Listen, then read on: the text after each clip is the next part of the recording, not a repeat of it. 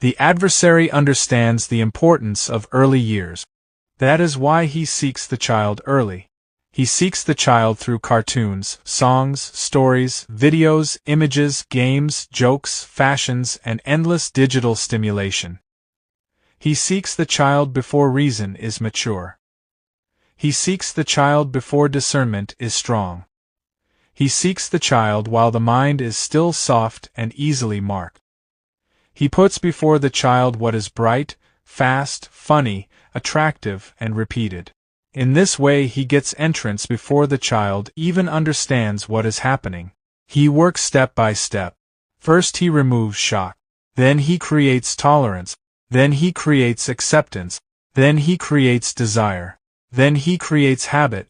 Then he creates bondage. This is why parents are mistaken when they say, "It is not that bad," or, "The child is too young to understand." The child may be too young to explain it, but the child is not too young to absorb it. The heart can be shaped before the mouth can describe what has entered. If a child is fed daily on sensuality, mockery, immodesty, noise, self-display, rebellion, and unbelief, then that child is being trained to feel at home in the world. And a child that feels at home in the world will not easily feel at home in prayer, in modesty, in scripture, in silence, or in the fear of God.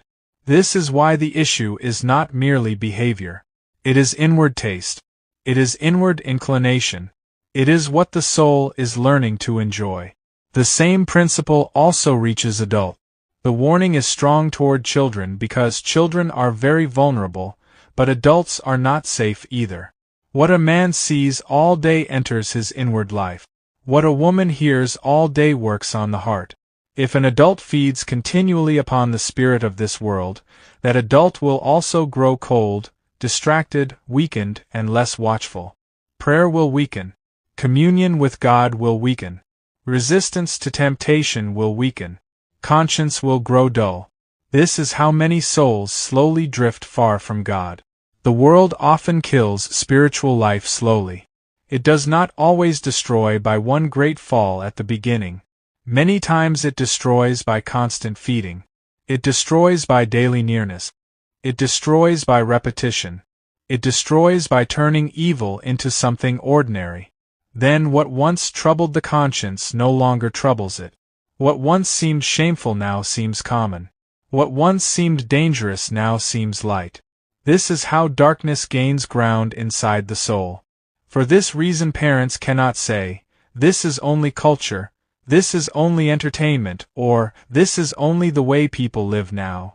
Such language hides the danger instead of exposing it.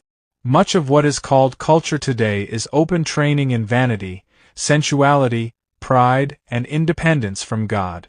Much of what is called entertainment today is open training in restlessness, impurity, mockery, and appetite. Much of what is called normal today is exactly what Scripture warns against.